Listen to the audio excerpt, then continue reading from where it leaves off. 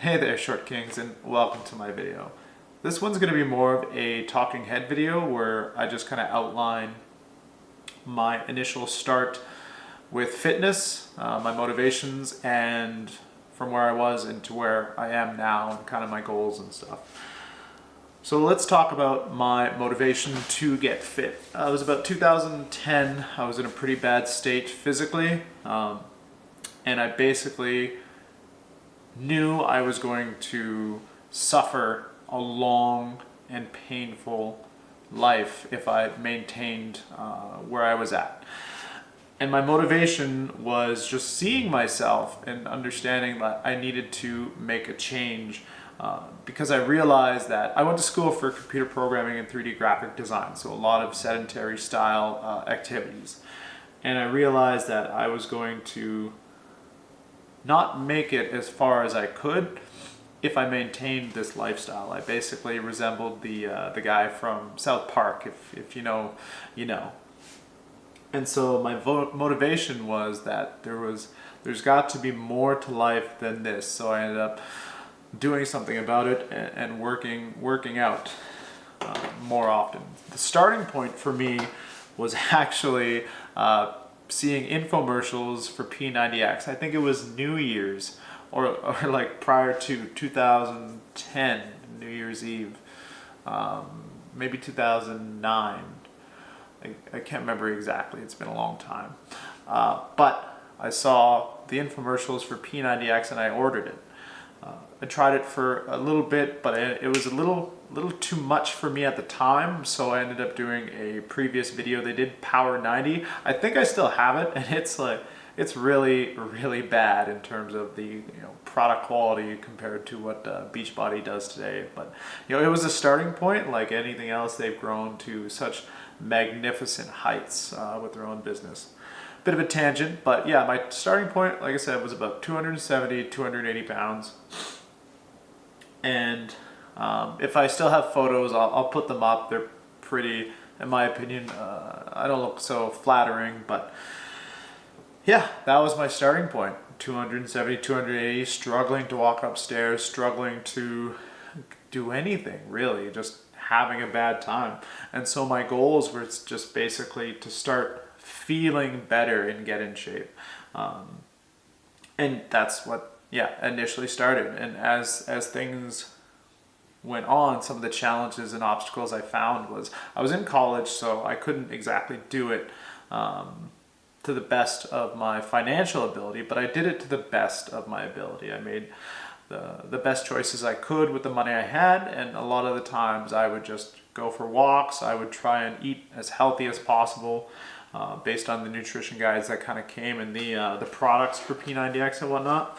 And a lot of the obstacles that I basically faced for that was being in college and all my friends at the time wanting to go out and drink and whatnot. So that was a very difficult thing to say no to and kind of make that conscious decision to sacrifice the now back then for basically today.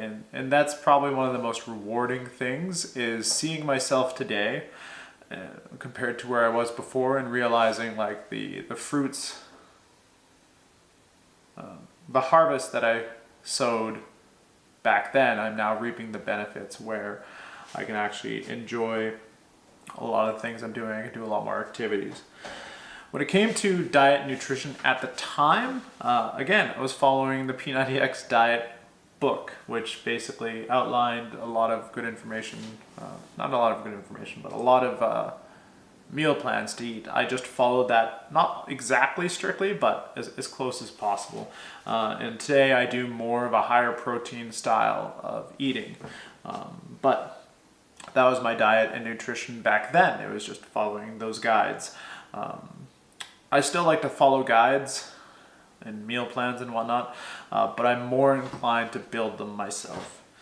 As far as exercise goes, like I said, P90X, P90 was the biggest things. From there, I tried Insanity, Body Beast. A lot of those were like core elements of my earlier fitness, because building my own plans and everything just wasn't something I felt capable of doing at the time. I didn't know what I was doing. And these days, a lot of my exercise is pretty basic. Compound lifts, cardio, running, things like that. So I don't do a huge amount of like insane, intense stuff, just compound lifts, making sure I'm consistent in the gym. During that time, the support systems weren't in place, which between then and now. So I lapsed a lot over the years, and I found it difficult without that support system in place. It's really hard not having friends who are into fitness and whatnot, because you are the sum of the people you keep around you. And so I had to take an honest look at my friend group at the time and just like, hey, there's nothing wrong with you guys. It's just I have particular goals, and you're not part of that. And so I had to leave a lot of people behind. In that, I found a lot of good friends who are more into fitness. One of my dear friends, Ryan, is a guy I worked with, and I'll be talking about this in my financial intro, if you will. But because of my fitness, I met him, I was able to work with him, and we did a lot of fun things. Ryan, you know what I'm talking about when it comes to working as an arborist, but that's beside the point. Like, being fit helped me achieve those kind of goals, and Ryan has been a great inspiration to me, even though I don't tell him enough. Just knowing that he does his jiu-jitsu and he takes his kid to these things, he's a fantastic role model, not only for myself but for his family. But yeah, moving on from the support system, I have a much better support system now than I did back then. People are kind of on me when I'm not getting my workouts in. It's great. But when it comes to progress tracking, the biggest things for me have been pictures and the scale. I very firmly believe that what isn't measured isn't maintained. And so to step on the scale every morning, kind of see which direction I'm going, influences my day, which influences my choices, and makes it a lot easier. Some of the apps I've used over the years are not as good as the ones I use today. And the ones I use today are, I want to say, caloric or calorie. Let's see if I can bring it up here real quick. Yeah, so Calorie, which is like that one there. It's just a calorie tracking app. Has a premium feature going on right now. But yeah, it's very simple. Just logs the calories of the day. Another one I use is Macro Factor, which is kind of an AI assisted one that Jeff Nippard recommended. So that one's been pretty useful for just kind of keeping an eye on my macros. And another one I use is, this one's probably one of my favorites, it's FitNotes. FitNotes is great because, as you can see, it's a pretty blank slate, and you can build your workouts into it and just set up exactly what you want to do. So I've got like a couple different programs loaded in here, and I had to go in and assign all the sets and the workouts and everything. But now that I have it, it's just in my phone, maintains my previous sets, and then I can reference it to improve for the next workout. How has my mental and emotional health been over the course of this? It's been up and down. It's definitely a lot worse when I was obese. I am much more stable and regulated when it comes to my mental health today than I have been before, and I can much more easily bounce back from situations because of all the effort I put into losing weight. I have that mental backstop of like, look, you can do this, then you can deal with the dishes in the sink, that kind of stuff. But just make light of it. But yeah, huge mental benefits to getting on a proper routine, being consistent, and just being able to regulate yourself properly, especially because of a lot of the foods and stuff I eat now as opposed to what I was eating before, help me out hormonally. As far as kind of results and achievements I've gotten out of this, The results have been great. I'm stronger than I've ever been. I'm more fit than I've ever been. I've achieved a lot of fitness related personal bests, I would say, for myself. For example, I do like powerlifting, so I competed in an event in January of this year where I pulled a total of 1,217 and a half pounds at 185 pounds. For me, that's a huge achievement. With regards to cardio, because I kind of measure these in the fitness related stuff, I participated in the death race in Grand Cache as part of a relay team put on by work, and I had a fantastic time. And just the fact that I completed it was beyond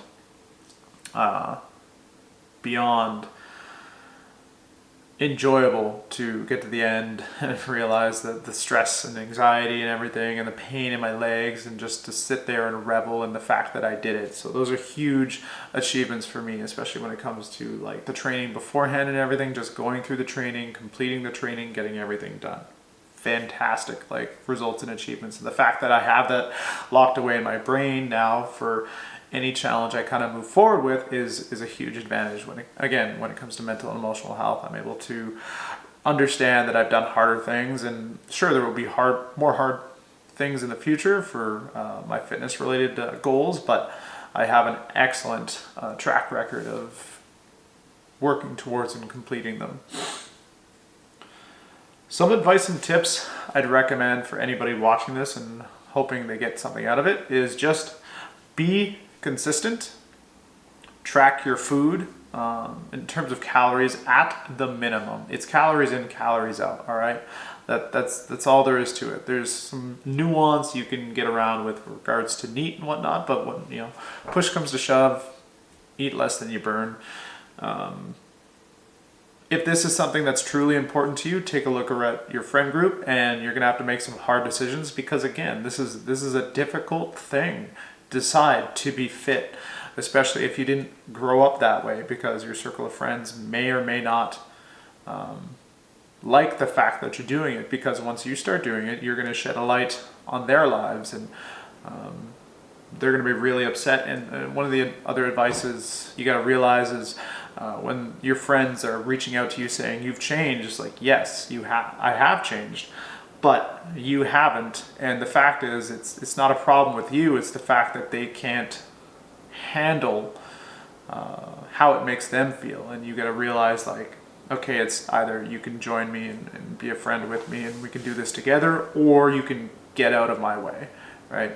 It's like a train. You're either on it, off it, or you're on the tracks and I'm running over you, basically. It's some hard advice, but take a look at your friend group and understand that you may not have these friends as you progress through this, and other people are gonna, they're gonna like you as you move through it, and they're gonna hate you once you achieve all your goals. That's not for everybody. That's not the case all the time, but like anybody who's seen great success, they have, a lot of people who want to pull them down. My future goals, I think, with this is to keep improving my fitness. I want to reach new heights for strength. I want to reach new heights for my cardio ability, and I want to put that to work in jobs that require a high level of physical fitness, endurance, and I also want to, I'd like to do the death race in Grand Cache. I'd like to compete in the near-death portion, which is the first and second leg. If you've seen it before, it's incredible. Just hearing my friend go through the second leg alone and his harrowing adventure up and down the mountain was quite an enjoyable thing to relive, as he talks about how he was like bum sliding down some rocky crags and stuff. But again, that's one of my goals there. I would like to improve my strength and maybe pull a total 1450 in the coming years, but we'll see how that goes. Now that to kind of sum up the video, to reflect on the past, the biggest regret I have was not starting sooner and not being as consistent as I should have been. I should never have let myself get as big as I did, because again, it's a choice. It's a choice you make, and it's choices you make every day. And I should have just learned earlier, frankly. I don't know how that could have came about. Like, it's at a certain age, you gotta realize that everything you do now is on you. And yeah, I should have started sooner. I should have started maybe when I was 15, 16, 17, when I got my first job and I could actually afford to buy my own food. I should have done it then. And I should have learned more sooner. I should have read more books. I should have found more not influential people, but more knowledgeable people myself on the topic, and I should have engaged them. And those are some of the things that I reflect on. I also reflect on the fact that I probably shouldn't have wasted my time with a lot of like gimmicks, detoxes, things like that, because it was 90s, early 2000s, and I should have just kind of stuck with the tried and true stuff. But again, like, a lot of information has changed so rapidly over the years. What else could I reflect on in this portion? I think a big part of it is just, now that it's part of my life,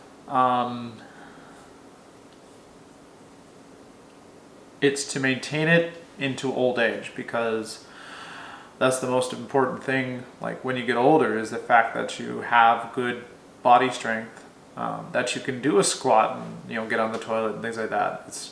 I have to maintain this trajectory so I can get the most out of life